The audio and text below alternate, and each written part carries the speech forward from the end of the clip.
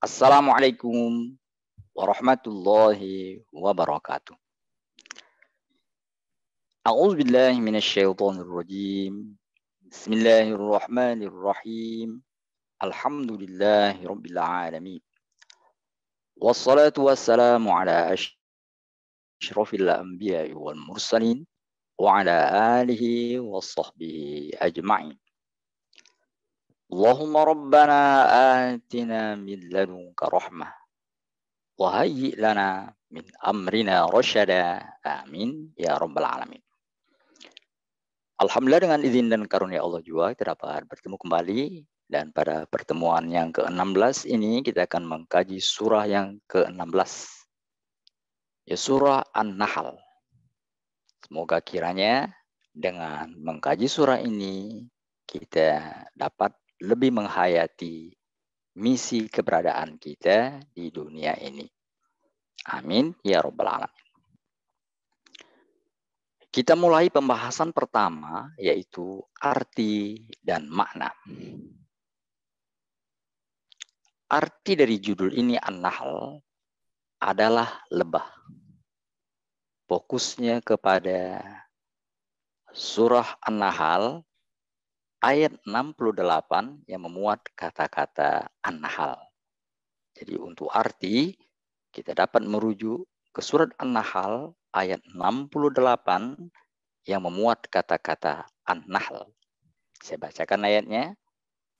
Wa auha rabbuka ilan nahli anittakhidhi minal jibali buyutan wa minasy syajari wa mimma ya'rishun.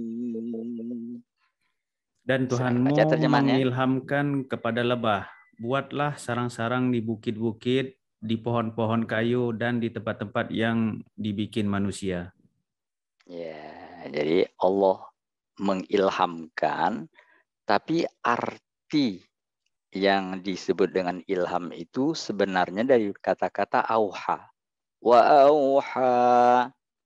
Jadi kalau kita melihat arti aslinya, auha itu adalah Allah mewahyukan. Tapi diartikan mengilhamkan, memberi ilham. Nah, selama ini kita mengenal kata-kata wahyu adalah pelajaran atau pesan Allah yang diberikan kepada Nabi. Padahal kata-kata auha juga digunakan oleh Al-Quran secara bahasa, yaitu bisa berarti ilham, bisa berarti bisikan, dan lain-lain. Jadi lebah adalah binatang yang istimewa karena dalam Al-Quran disebutkan dia penerima wahyu. Wa auha rabbuka ilan nahl. Dan Tuhanmu memberi wahyu kepada lebah. Arti aslinya itu, memberi wahyu. Nah, tetapi supaya jangan kita yang baca terjemahan merasa kaget, kok lebah dapat wahyu, dalam terjemahan langsung kata-kata wahyu diganti dengan ilham, karena secara bahasa wahyu juga berarti ilham atau bisikan. Kata-kata auha yang selama ini kita pahami sebagai wahyu itu merujuk ke surah 53. Pada surah 53 ada kata-kata auha. Nah, itulah yang dipopulerkan sebagai wahyu kepada para nabi, khususnya wahyu Allah yang kita sebut dengan Al-Quran. Tapi mari kita lihat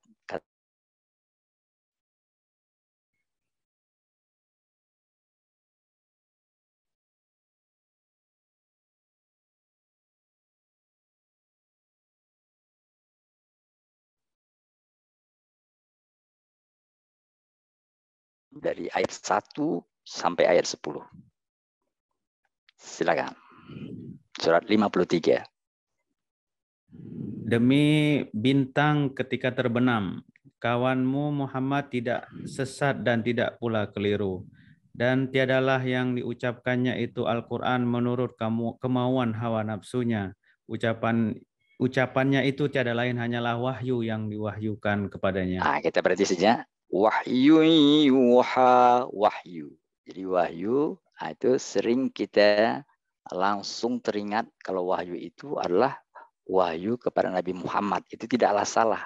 Karena wahyu diberikan kepada Nabi termasuk Nabi Muhammad. Dan Qurannya adalah wahyu Allah. Lanjut. Ucapan yang diajarkan kepadanya oleh Jibril yang sangat kuat, yang mempunyai akal yang cerdas, dan Jibril itu menampakkan diri dengan rupa yang asli. Sedang ia berada di ufuk yang tinggi, kemudian ia mendekat lalu bertambah dekat lagi. Maka jadilah dia dekat pada Muhammad sejarak 2 ujung busur panah atau lebih dekat lagi. Lalu dia menyampaikan kepada hambanya Muhammad apa yang telah Allah wahyukan. Hatinya tidak mendustakan Tidak, apa situ aja. yang Sampai 10 aja. Sampai 10 saja. Kita Oh, ingin lihat aslinya. Kata-kata asli di ayat 10 ini. فَأَوْحَى إِلَى عَبْدِهِ مَا أَوْحَى. Auha ini ila abdihi, auha ila itu sama persis dengan auha rabbuka ilan nahli, kata-kata auhanya. Tapi di sini dibiarkan dalam arti asli fa'auha, wahyu yang selama ini kita kenal, tapi ada kata wahyu yang artinya adalah inspirasi seperti yang diberikan kepada lebah yang telah kita bacakan tadi.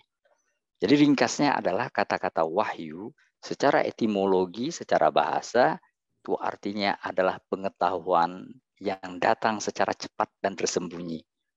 Jadi pengetahuan yang diberikan secara tersembunyi. Itu bisa berupa insting seperti dimiliki lebah.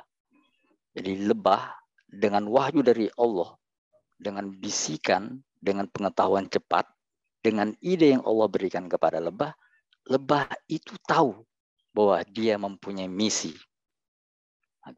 Lebah juga berdasarkan wahyu Allah, itu dia mempersiapkan tempat untuk melakukan produk. Jadi dalam memproduk, menghasilkan sesuatu, dia mendapat inspirasi dari Allah agar buat rumah, buat gudang, buat tempat yang kondusif, tidak mengganggu lingkungan untuk memproduk sesuatu yang berguna. Nah, lalu dalam proses, di mereka, lebah itu mendapat inspirasi cari sumber yang relevan dengan tujuan. Kalau untuk menghasilkan madu, itu nggak boleh makan sembarangan. Makan hanya makanan atau ambil resources yang berkaitan dengan tujuan, dengan goals yang ingin dicapai. Bahan-bahannya adalah, kalau makannya lebah, menghisap madu. Madu, menghisap sari-sari dari bunga-bunga untuk akhirnya akan menghasilkan madu. Jadi lebah nggak bisa kita tawarkan pizza, nggak mau dia. Kerupuk jange, nggak mau. Lontong Medan, nggak mau dia itu. Nah, dia maunya adalah tadi sari-sari yang akan menghasilkan madu pada akhirnya. Dan dia butuh departemen. Ada departemen untuk mencari, departemen untuk mengolah, dan itu apik lebah itu. Sehingga Allah sebenarnya melalui lebah mengajarkan kepada kita misi hidup. Misi hidup itu adalah hasilkan sesuatu yang berguna. Bagaimana wahyu Allah, ide yang Allah berikan kepada lebah yang merupakan insting turun-menurun dari keluarga lebah. Kembali kita merujuk ke surat 16 ayat 68. Silakan.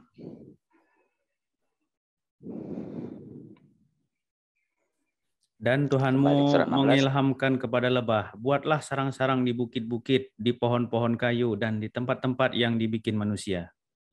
Artinya siapkan tempat untuk melakukan produksi, tempat yang kondusif, tidak mengganggu lingkungan.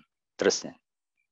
Kemudian makanlah dari tiap-tiap macam buah-buahan dan tempuhlah jalan Tuhanmu yang telah dimudahkan bagimu. Nah, cari sumber yang akan diolah menjadi tujuan produk yang ingin kita hasilkan. Itu cari sumber-sumbernya. Di sini mereka memakan dari, mereka akan mencari sari-sari bunga. Mereka mendapatkan tadi untuk produk madu itu sumber-sumber yang sudah disiapkan Allah. Tidak berpaling kepada sumber yang lain, dan mereka mengikuti aturan yang telah Allah gariskan berdasarkan wahyu itu. Akhirnya setelah tempat yang kondusif disiapkan, setelah bahan-bahan untuk menghasilkan produk disiapkan, setelah prosedur pembuatan itu dilakukan dengan baik, apa yang terjadi? Lanjut. Dari perut lebah itu keluar minuman madu yang bermacam-macam warnanya. Di dalamnya terdapat obat yang menyembuhkan bagi manusia. Sesungguhnya pada yang demikian itu benar-benar terdapat tanda kebesaran Tuhan bagi orang-orang yang memikirkan. Itulah arti dari lebah. Binatang istimewa yang mendapatkan wahyu. Ide yang baik dari Allah yang menjadi insting para lebah untuk menghasilkan madu. Itu artinya, sedangkan maknanya adalah menyadarkan manusia agar memperhatikan lebah dan memiliki misi hidup yang lebih mulia dari lebah. Itu makanya ayat 69 ditutup dengan, baca sekali lagi, sesungguhnya pada yang demikian, baca terjemahannya, penutup ayat 69 tadi. Sesungguhnya pada yang demikian itu benar-benar dapat tanda kebesaran Tuhan bagi orang-orang yang memikirkan. Wahai manusia, berpikirlah.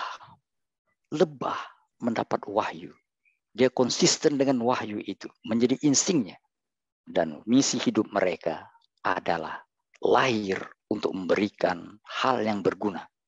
Sudahkah engkau, hai manusia, yang pasti akan meninggalkan dunia ini, telah memiliki misi hidup yang lebih mulia dari lebah itu? Pikirkan. Itu kira-kira makna yang diambil dari lebah. Allah tegaskan itu berdasarkan ayat selanjutnya. Allah menciptakan kamu, kemudian mewafatkan kamu, dan di antara kamu ada yang dikembalikan kepada umur yang paling lemah, pikun, supaya dia tidak mengetahui lagi sesuatu pun yang pernah diketahuinya. Sesungguhnya Allah Maha Mengetahui lagi Maha Kuasa. Nah, lebah mati dan dia tidak punya kehidupan setelah mati. Kamu, hai manusia, mati. Allah ciptakan kamu dan kita yang diciptakan Allah ini mati semua. Tapi kita akan dihidupkan kembali. Dan Allah akan tanya, apa yang kita lakukan dengan misi kita? Lebah punya misi. Lahir untuk memberikan hal yang berguna. Lahir untuk menghasilkan madu. Hadir untuk memberikan kesehatan. Hadir untuk memberikan kenyamanan. Hadir untuk memberikan kehidupan. Lebah melalui madu menyehatkan. Sudahkah hidupmu menyehatkan orang lain? Sudahkah hidupmu menyenangkan orang lain? Apakah engkau pemberi kesehatan atau kau penyebar penyakit? Apakah engkau pemberi kenyamanan? Bukan membuat hal-hal yang menyakitkan, hal yang menimbulkan keonaran. Itu Allah melalui lebah menyadarkan kita ada misi hidup yang harus kita jalankan. Dan saat kita kembali kepada Allah, Allah tanya misi hidup kita. Pertanyaan Allah itu berkaitan dengan misi hidup. Allah katakan, apa kamu kira, hai manusia? Kamu hadir tidak membawa misi. Lebah saja punya misi. Tentulah kamu memiliki misi yang lebih utama. Berapa ayat tentang misi itu ditegaskan Allah, salah satunya di surat 23. Pada surat 23, ayat 115 dikatakan begini. Afahasibatum annama khalaqnakum abasa.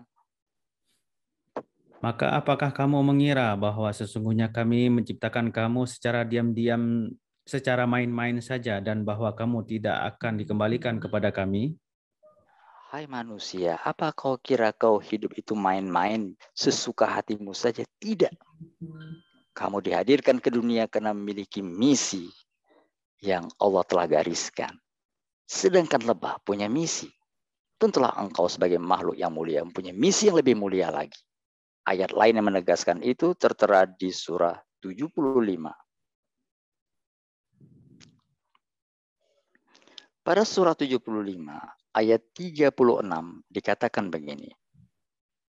Ayahsabul insanu ayyutraka sudah. Apakah manusia mengira bahwa ia akan dibiarkan begitu saja tanpa pertanggungjawaban? Misi itu akan kita pertanggungjawabkan. Allah akan hadirkan kita untuk melihat apa misi yang telah kita bawa. Sesuaikah misi itu dengan kehendak Allah Subhanahu wa Ta'ala? Jadi sekali lagi, bila lebah, bila an-nahal berarti lebah, binatang istimewa itu yang memberikan madu kepada kita. Sekedar arti an-nahl adalah lebah, tapi di balik itu mengandung makna menyadarkan manusia. Pikirkan tentang misi hidup. Apa yang harus kita lakukan di dunia ini? Apa sebenarnya misi hidup kita? Karena Allah akan tanya keberadaan kita di dunia ini yang bukan main-main, tapi penuh arti dan akan kita pertanggungjawabkan kepada Allah Subhanahu wa taala. Itulah arti dan makna di balik lebah. Kita maju sekarang ke bagian kedua, yaitu hubungan. Bila judul yang lalu menjelaskan tentang hijir, kecerdasan, maka judul sekarang mengingatkan kecerdasan itu seharusnya digunakan untuk melaksanakan misi yang mulia. Jadi Allah beri kita kecerdasan. Kalau orang-orang tidak cerdas, tidak mempunyai akal, nah itu dia bebas dari tanggung jawab. Rasulullah katakan orang-orang yang tadi tidak mempunyai akal, apakah itu karena dia masih kecil, nah itu enggak kita katakan dengan balik, belum sampai untuk menjalankan misi. Nah itu dia lepas dari tanggung jawab. Nah, tapi orang-orang berakal, orang-orang yang cerdas, itu ditanya, sudahkah kecerdasan itu digunakan untuk menjalankan misi dengan baik? Itulah makanya dalam hadis disebutkan, hadisnya tidak sampai pada kualitas sahih, tapi itu arti dari hadis itu patut kita renungkan. Rasulullah mengatakan al-qayyis man dana nafsah wa amila lima ba'dal maut. Orang cerdas itu adalah orang yang dana nafsah, mendisiplinkan dirinya, mengikuti aturan telah digariskan, dana, din, agama, mengagamakan dirinya, mendisiplinkan dirinya sesuai aturan ilahi, wa amila lima ba'dal maut, dan melakukan hal yang akan dibawanya nanti setelah ia meninggalkan dunia. Dengan perkataan lain, orang cerdas adalah orang yang disiplin dalam melaksanakan misi yang Allah berikan kepadanya hidup di dunia ini. Itulah dia hubungan judul yang lalu dengan judul sekarang. Sampailah kepada pesan sampailah kita kepada bagian ketiga, pesan-pesan. Apa pesan di balik surah An-Nahl? Ya meskipun panjang, kita akan fokus kepada 3 pesan yang mewarnai seluruh ayat yang ada pada surah 16 ini dengan bertumpu kepada lebah. Pesan-pesan dari An-Nahl ini, pertama, sadari hidup kita mempunyai misi suci. Sadari bahwa hidup kita tidak sia-sia. Pada hakikatnya semua yang ada di dunia ini, di alam semesta ini, mempunyai misi. Kabar baiknya, semua yang Allah beri misi selain manusia, melaksanakan misinya dengan baik. Nah, kita manusia diberi pilihan. Ada yang menyadari misinya, ada pula yang tidak menyadari misinya. Oleh karena itu pesan pertama, sadari kita hidup mempunyai misi dan carilah misi itu. Pada surat 3, surah Ali Imran, dalam hadis disebutkan Nabi sering membaca ayat ini. Terkadang menitik air matanya. Dia bangun malam-malam. Dia baca ayat yang tertera di surat Ali Imran, mulai ayat 189. Walillahi mulkus samawati wal ardh. Wallahu ala kulli syai'in qadir.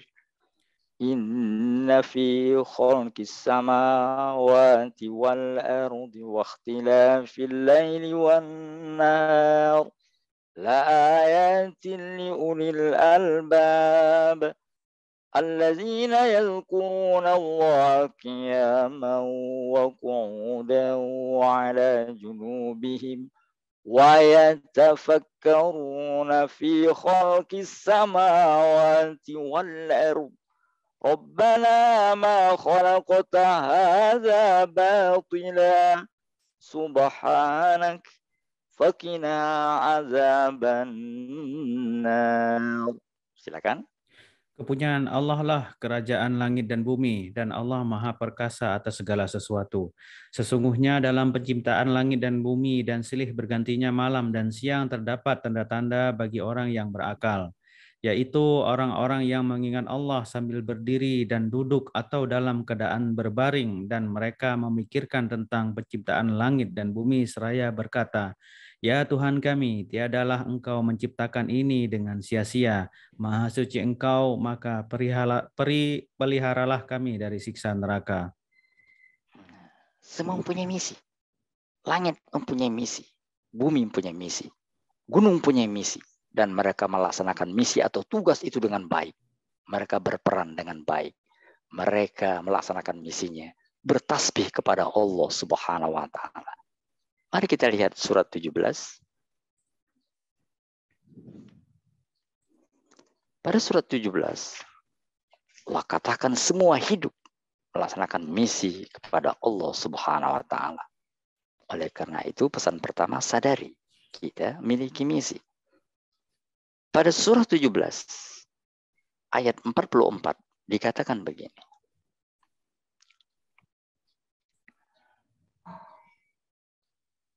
Tusabbihu lahu samawati sab'a. Silakan baca terjemahannya.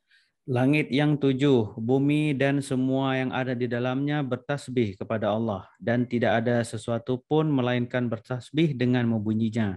Tetapi kamu sekalian tidak mengerti tasbih mereka. Sesungguhnya Dia adalah Maha Penyantun lagi Maha Pengampun. Iya, semuanya punya misi, semua bertasbih. Jangan dikira rumput bergoyang itu tak bertasbih, mereka bertasbih. Cuma saja tidak bisa ditanya. Jadi jangan bertanya kepada rumput yang bergoyang, tapi rumput bergoyang itu bertasbih. Pohon-pohonan punya tasbih, lautan mempunyai tasbih, karena mereka memiliki pengatur jagat raya. Mereka bertuhankan kepada Allah Subhanahu wa Ta'ala. Mereka tunduk, itu kabar baiknya. Kabar buruknya manusia, ada yang tidak sadar bahwa hidupnya mempunyai misi. Ada yang mengira hidupnya sia-sia dan akhirnya mencelakakan dirinya. Maka pesan pertama, sadari hidup kita memiliki misi, dan misi itu akan ditanya oleh Allah Subhanahu wa Ta'ala. Itu pesan pertama. Pesan yang kedua,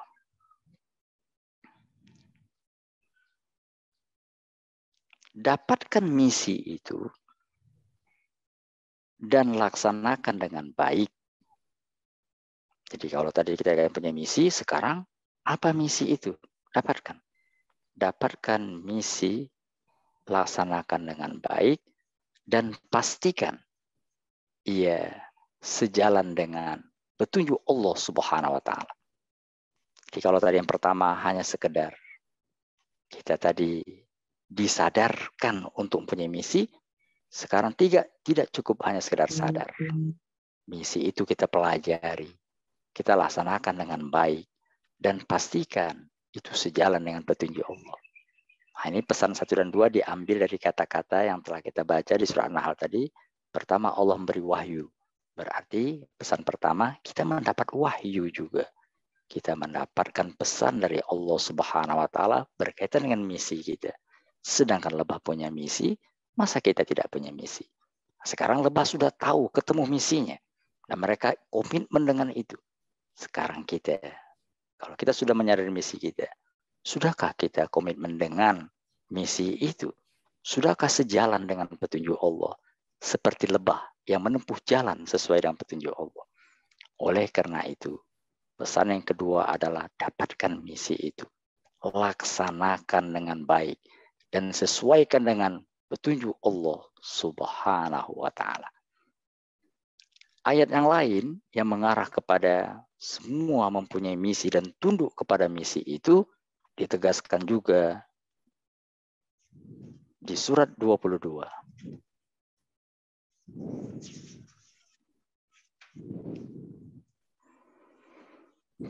Pada surat 22 ayat 18, Allah ingatkan bahwa mereka semua yang ada di alam semesta ini mempunyai misi dan mereka bertasbih. Ayat 2 surat 22 menegaskan mereka tunduk patuh dengan misi itu. Mari kita lihat surat 22 ayat 18. Apakah kamu tiada mengetahui bahwa kepada Allah bersujud apa yang ada di langit, di bumi, matahari, bulan, bintang, gunung, pohon-pohonan, binatang-binatang yang melata, dan sebagian besar dari manusia, dan banyak di antara manusia yang telah ditetapkan azab atasnya. Dan barang siapa yang dihinakan Allah, maka tiada seorang pun yang memuliakannya. Sesungguhnya Allah berbuat apa yang Dia kehendaki. Iya, kabar baiknya dari semua yang punya misi itu, manusia sebagai pengelolanya. Kita khalifah yang mengaturnya untuk sesuai sejalan dengan misi Allah Subhanahu wa taala. Misi yang Allah gariskan kepada kita. Itu kabar baiknya, kita manusia diangkat menjadi pengelola sebagai pengatur agar semesta ini selaras dengan apa yang Allah telah gariskan kepada kita. Khalifah fil ardi, pengelola bumi, itu adalah mandat dari Allah agar kita mengatur semua yang ada di semesta ini sejalan dengan misi yang Allah telah gariskan. Sayangnya, manusia yang telah dimuliakan ini ada yang tidak melaksanakan misi dengan baik, sehingga mereka yang semula dimuliakan Allah menjadi terhina. Na'udzubillah min dzalik. Bila kita lihat surat 17, bahwa tanda Allah menjadikan manusia sebagai di atas dari semua makhluk yang ada. Oleh karena itu mengemban misi yang lebih mulia, ditegaskan di surat 17 ayat 70. وَلَقَدْ كَرَّمْنَا بَنِي آدَمَ وَحَمَلْنَاهُمْ.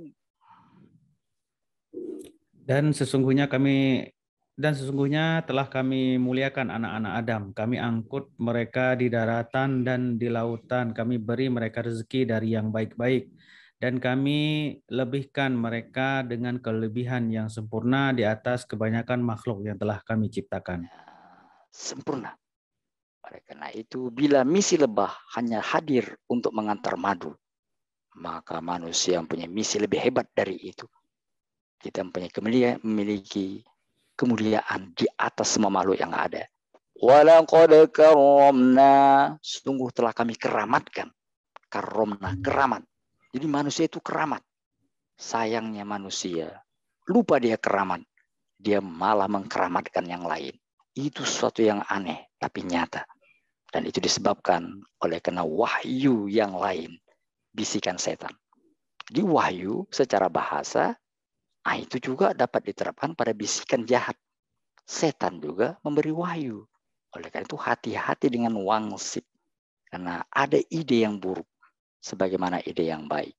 Ide yang baik itu mengarah kepada wahyu yang kita kenal secara istilah. Tapi kata-kata wahyu juga dipakai oleh setan untuk mengelabui manusia. Sehingga yang semula mulia menjadi hina. Itulah kata-kata wahyu dan pecahannya digunakan juga oleh setan untuk menipu manusia, tertera pada surat 11.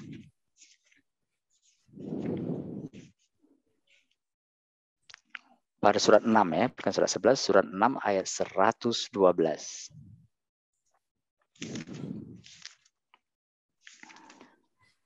Pada surat 6, 112 ada kata-kata begini. وَكَذَلِكَ جَعَلْنَا لِكُلِّ نَبِيٍّ عَدُوًّا شَيَاطِينَ الْإِنسِ وَالْجِنِّ يُوحِي. Jadi auha, yuhi sama. Auha itu adalah past tense-nya. Yuhi ini present atau future-nya. Yuhi ba'duhum. Silakan. Dan demikianlah kami jadikan bagi tiap-tiap nabi itu musuh, yaitu setan-setan dari jenis manusia dan jenis jin. Sebagian mereka membisikkan kepada sebagian yang lain perkataan-perkataan yang indah-indah untuk menipu manusia. Jikalau Tuhanmu menghendaki, niscaya mereka tidak mengerjakannya. Maka tinggalkanlah mereka dan apa yang mereka ada-adakan. Dia kata wahyu, Tadi ada dikatakan sebagai ilham untuk lebah, ada diartikan membisikkan seperti dipakai di ayat 112 ini. Dan kalau auha kepada lebah tadi adalah ide, insting kepada lebah, maka yuhi di sini akan bisikan jahat yang membuat manusia melupakan misi hidupnya. Apakah misi hidup manusia? Nah, itu Allah tegaskan, misi hidup manusia itu adalah melakukan kebaikan, iman dan amal soleh. Jadi kalau mau dipadatkan, apakah misi hidup kita? Misi hidup kita adalah mengabdi kepada Allah. Mengabdi kepada Allah itu dilakukan dengan menselaraskan iman dan amal soleh. Jadi sederhana sekali. Jadi kata-kata misi hidup manusia secara umum itu ditegaskan di surat Al-Mulk yang sering kita baca. Itu salah satu hikmah kenapa kita disuruh baca Al-Mulk itu adalah untuk menyadarkan kita punya misi. Pada surat 67 surat Al-Mulk ayat 1 dan 2 dikatakan begini. Surat Al-Mulk, Maha suci Allah yang di ya. tangannya lah segala kerajaan, dan Dia maha kuasa atas segala sesuatu, yang menjadikan mati dan hidup supaya Dia menguji kamu, siapa di antara kamu yang lebih baik amalnya, dan Dia maha perkasa lagi maha pengampun. Iya. Jadi misi hidup manusia itu adalah melakukan yang terbaik. Kalau tadi kepada lebah untuk melakukan, menghasilkan, memproduk madu. Nah, untuk manusia bukan madu saja, semuanya bisa. Tapi intinya adalah yang dilakukan itu untuk kenyamanan, kedamaian, kesehatan, kelestarian, dan untuk hal-hal baik lainnya di alam semesta ini. Bagaimana supaya itu mudah? Misi itu mudah. Allah katakan begini. Jadi misi manusia ini kalau lebah kan jelas. Begitu saja, stuck. Itu akhirnya. Kalau manusia itu berbeda-beda. Jadi apapun status kita, apapun profesi kita, apapun keadaan kita, misi umumnya adalah lakukan yang terbaik untuk sesama. Supaya mudah misi itu Allah ingatkan begini. Di surat 92.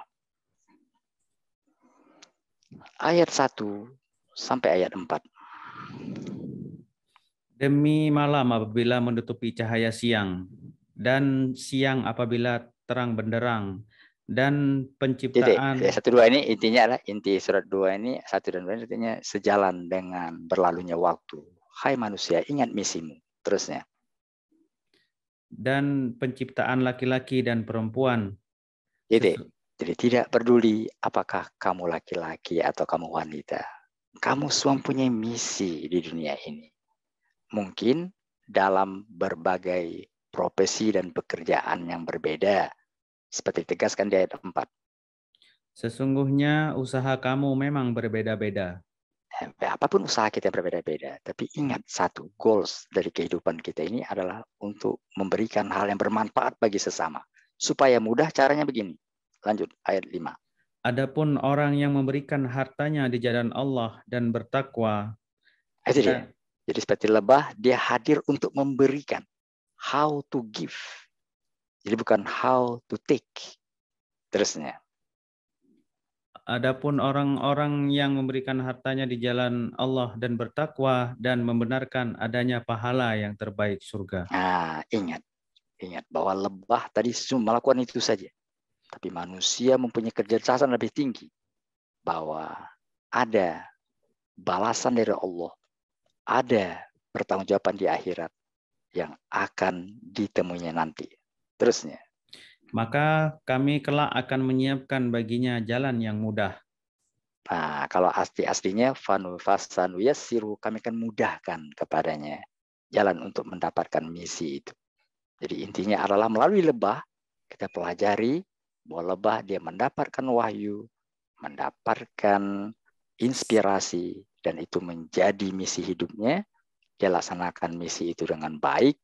Nah, kalau manusia ingin meniru lebah tadi, untuk memudahkan misi kita, maka kita ingat misi kita adalah secara umum memberikan hal-hal yang berguna bagi manusia. Itulah dia beberapa pesan. Tadi pesan yang ketiga sudah ya? Saya lupa malah pesan ketiga. Pesan ketiga sudah pesan ketiga. Pesan yang pertama tadi, sadari kita memiliki misi. Pesan kedua, dapatkan misi itu, laksanakan dengan baik sesuai dengan perintah Allah. Yang ketiga sudah? Belum, Ustaz. Yang ketiga belum ya? Ya. Ya, berhati-hatilah terhadap pembatal misi.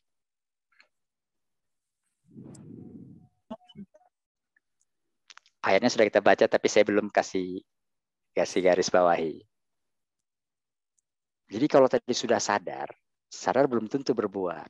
Makanya pesan kedua, udah sadar, lakukan misi itu dengan baik sesuai petunjuk Allah. Sudah sadar, tapi kadang-kadang datang godaan, sehingga misi menjadi batal. Mission impossible jadinya, nggak mungkin lagi lakukan. Nah itu, jadi supaya jangan batal misi kita, berhati-hatilah terhadap pembatal misi. Pembatal misi sudah kita baca terjemahannya tadi, surat 6, 112 yang berasal dari setan. Berhati-hatilah terhadap pembatal misi. Itu makanya ada orang yang pertama baik, ujungnya bau. Nah, itu dia, hati-hati itu. Jadi hati-hati jangan sampai kita jadi baik, menjadi bau jadinya. Itu pembatal misi. Tapi ada baiknya kita baca sekali lagi, surah 6, ayat 112 tadi.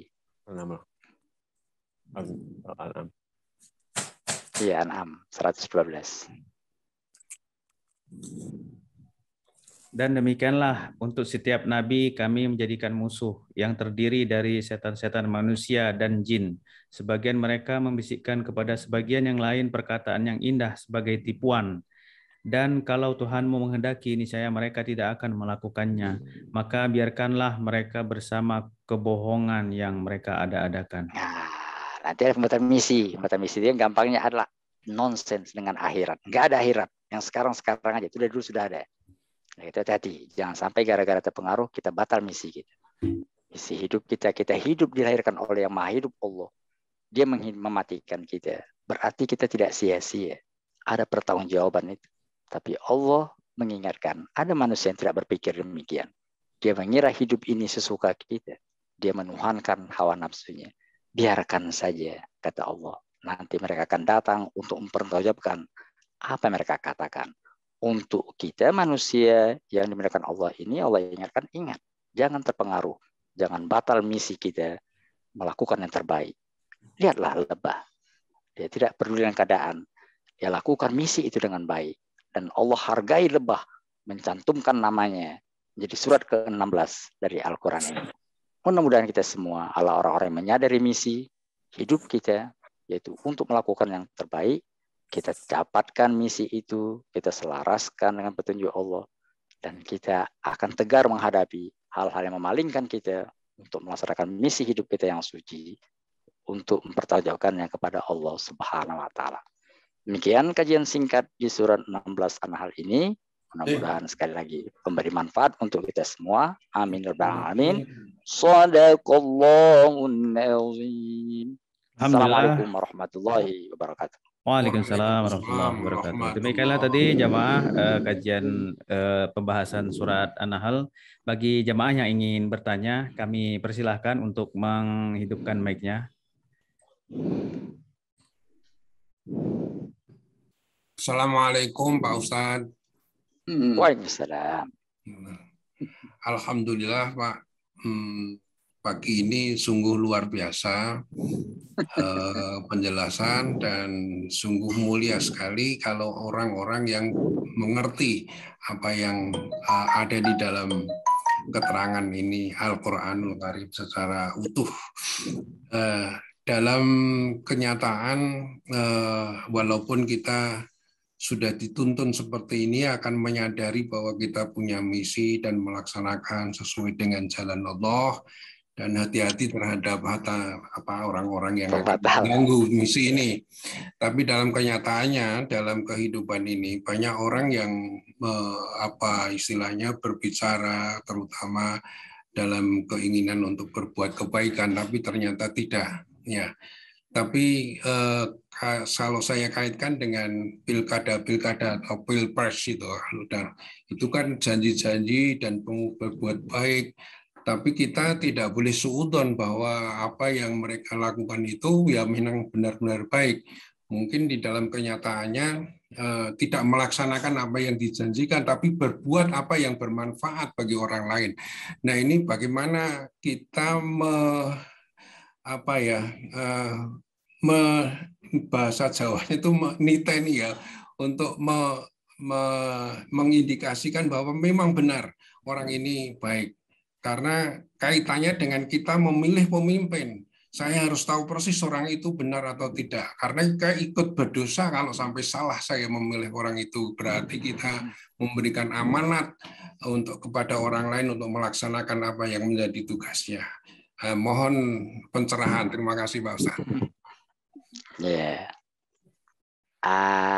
Itu masalah tadi itu kalau diisyaratkan dengan lebah ya. Lebah tadi itu kalau kita perhatikan secara lebih dalam, itu perintah Allah itu kepada satu itu, lebah itu. Satu lebah, pemimpin lebah. Jadi kalau kita perhatikan ayat 68 tadi, wa auha rabbuka ilan nahli anittakhidhi, itu para pemimpinnya. Seperti semut juga, pemimpin yang bicara. Jadi Allah beri wahyu pada pemimpinnya untuk mengatakan bahwa terciptanya di alam lebah itu misi yang baik karena di tangan pemimpin. Itu secara nggak langsung menyadarkan kita untuk dapat melaksanakan misi supaya tadi dapat terpelihara, itu kepemimpinan itu memang sangat perlu. Saya ingin merujuk sekali lagi, tadi sudah kita baca ayat 70 ya, surat 17, tapi mari kita lihat tentang pemimpin.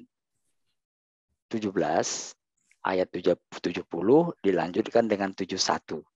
Mari kita lihat 71-nya. Tadi kita bicara 70 untuk mengatakan manusia misinya lebih mulia. Dan itu akan terpelihara bila kita di bawah suatu iklim yang kondusif. Mari kita lihat 71-nya. Ingatlah pada hari ketika kami panggil setiap umat dengan pemimpinnya, dan barang siapa diberikan catatan amalnya di tangan kanannya, mereka akan membaca catatannya dengan baik, dan mereka tidak akan dirugikan, dizalimi sedikit pun.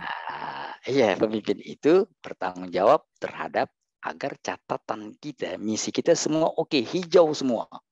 Ada yang enggak? Lanjut.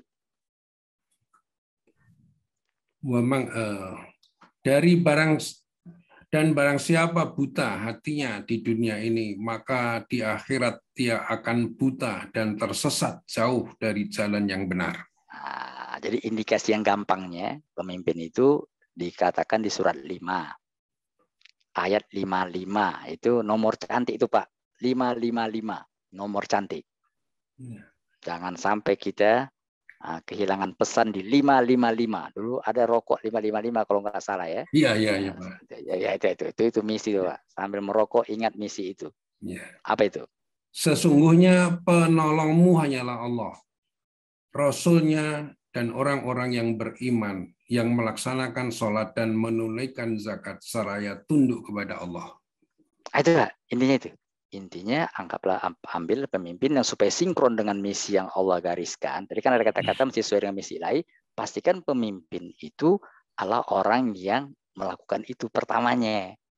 Jadi dia yang pemimpin, dia ikutan kita untuk itu. Yang dia tadi beriman kepada Allah dan Rasul. Sholat, jadi kelihatan prakteknya bukan sekedar iman dalam kata-kata. Dalam praktek, dia sholat, dia zakat. Ada peringatan Allah selanjutnya Pak, baca sekali lagi. Dan barang siapa menjadikan Allah, Rasulnya, dan orang-orang yang beriman sebagai penolongnya, maka sungguh pengikut agama Allah itulah yang menang. Jadi dia apabila menjadikan penolong untuk melakukan misi, dalam hal ini dihadapkan kepada para pemimpin, itu dia akan menang. Lanjut satu lagi, terakhir. Wahai orang-orang yang beriman, janganlah kamu menjadikan pemimpinmu orang-orang yang membuat agamamu jadi bahan ejekan dan permainan, yaitu di antara orang-orang yang telah diberi kitab sebelummu dan orang-orang kafir, orang-orang musyrik. Dan bertakwalah kepada Allah jika kamu orang-orang beriman. Itu tegas Pak, misinya tegas itu, tegasnya. Jadi jangan cari pemimpin yang membuat kita menjadi batal misi kita. Jadi orang-orang yang mempermainkan agama. Itu kira-kira begitu Pak. Ya. Terima kasih, Pak Ustaz. Baik, jemaah, jika ada yang ingin ditanyakan satu lagi mungkin boleh kami persilakan, mic-nya di-on-kan.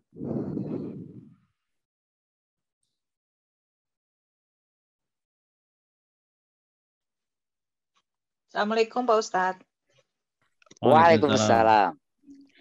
Mau tanya Pak Ustadz, seorang suami adalah pemimpin keluarga atau imam. Apabila seorang pemimpin atau imam kita tidak melakukan tidak sesuai dengan ajaran agama, dan seorang istri atau makmum memberi nasihat atau memberitahukan, tapi tidak digubris atau tidak diikuti, apakah seorang makmum atau istri itu masih harus tetap mengikuti imamnya? Itu aja Pak Ustadz. Terima kasih. Assalamualaikum. Waalaikumsalam. Iya. Kalau kita merujuk ke surat ini, ke surat 16, mungkin bisa kita baca ayat 125-nya.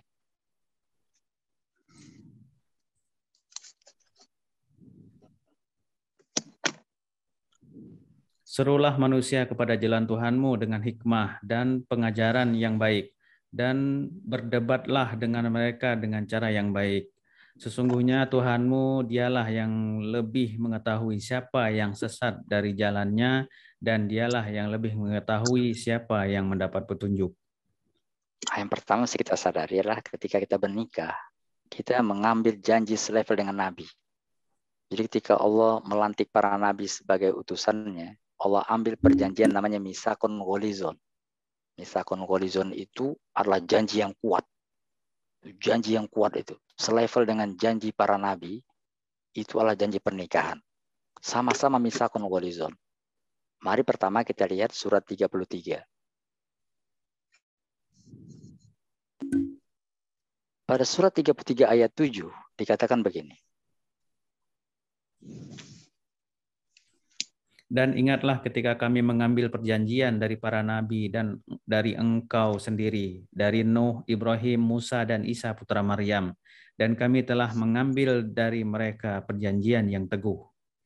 Apa kata-kata perjanjian teguh itu? Mitsaqun gholizon. Bisa dibaca itu kan? Ya, akhadna minhum mitsaqun gholizon. Jadi janji Allah kepada para nabi namanya mitsaqun gholizon. Sama dengan misi atau janji Allah kepada para suami. Seperti dikatakan di surat 4 ayat 21.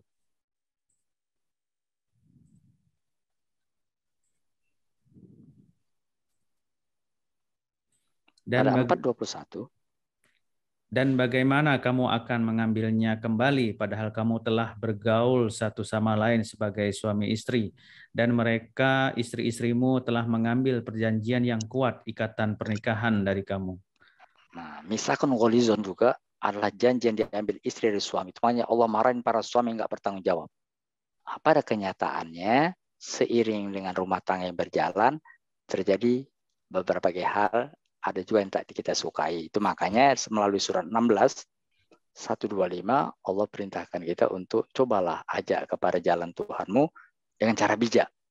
Jangan langsung tadi ke tingkatan yang ininya ya, langsung tidak mau ikut, hanya gitu. Karena ketika kita berjanji, kita harus hormati janji itu. Kita sudah tadi menerima dia sebagai pendamping kita, terimalah tadi itu dengan baik dan doakan. Jadi solusinya Allah pertama doakan. Doanya begini. Doanya tertera di surat 25 ayat 74.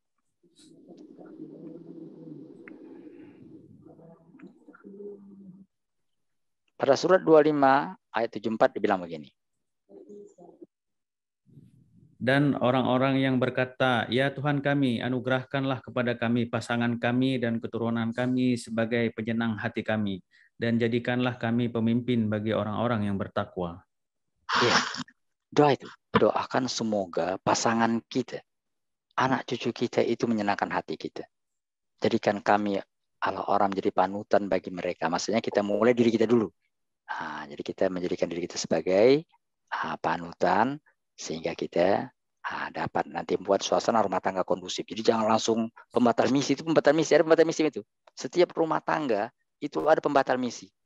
Indikasi ada pembatal misi itu suasananya begini. Dikatakan di surat 64. hati-hati kalau ada itu. Kalau ada begini, itu hati-hati. Pembatal misi muncul. 64 ayat 14. Wahai orang-orang yang beriman, sesungguhnya di antara istri-istrimu dan anak-anakmu ada yang menjadi musuh bagimu. Maka berhati-hatilah kamu terhadap mereka. Dan jika kamu memaafkan dan kamu santuni serta ampuni mereka, maka sungguh Allah Maha Pengampun, Maha Penyayang.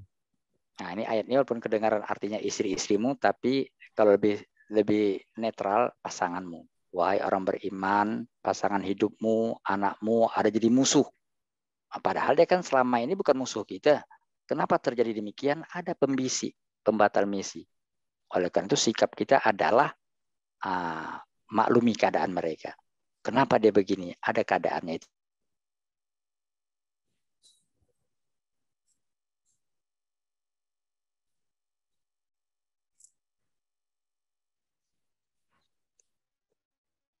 Baik, sinyal Ustadz kurang stabil ini. Itu bukan pembatal misi. Mati. Untuk menghilangkan pembatal misi, ya itu adalah pertama tadi. Setelah tadi kita maklumi dengan memaafkan, kita santun, kata-kata dijaga, mohon kepada Allah. Itu yang ketiga. Mohon pada Allah supaya diampuni kesalahannya, dikembalikan dia, disadarkan, dibukakan hatinya untuk jadi baik. Itulah makanya pada syariat yang lama, para Nabi Musa itu walaupun suaminya selevel Fir'aun, itu dia tetap tadi kita bersatu, disatukan. Seperti doa istri Fir'aun yang tertera di surat 66 ayat 11. Fir'aun itu punya istri, istrinya solehah. Tapi suaminya level Fir'aun. Nah, kita insya Allah nggak mungkinlah suami kita level Fir'aun ya. Karena itu bila Aisyah dapat bertahan, janganlah kita nggak selevel Fir'aun langsung kita minta bubar. Jangan ya. Baiknya kita doa ini. Kalau KDRT gimana Pak Ustaz? Itu kalau itu bisa itu makanya diselesaikan. Ada itu. Tapi kita selesaikan dulu. Dan Allah membuat perumpamaan bagi orang-orang yang beriman, istri Firaun, ketika dia berkata, "Ya Tuhanku, bangunkanlah untukku satu rumah di sisimu dalam surga dan selamatkanlah aku dari Firaun dan perbuatannya, dan selamatkanlah aku dari kaum yang zalim." Nah, kenapa timbul KDRT? Maka kita mesti introspeksi. KDRT itu buah dari berhasilnya misi setan. Nah, setan ingin menimbulkan itu. Itu makanya kembali ke yang tadi, terapinya itu bila kita maklumi, bila kita bicara santun, bila kita doakan itu nggak terjadi. Nah, itu petunjuk Allah gitu untuk supaya jangan masuk. KDRT terjadi, mungkin di antara dua pihak ada yang begini. Konsep yang Allah berikan tadi tidak jalankan, akhirnya misi setan yang muncul. Kenapa dia tampar kita? Kata-kata kita kali tidak santun. Kenapa tadi? Itu bukan suami saja, kadang-kadang istri ada mencakar suaminya. Itu kenapa? Tadi itu. Karena tidak memaklumi, tidak tadi itu mesantun, dan tidak mohon pada Allah untuk memberikan solusi. Kira-kira gitu.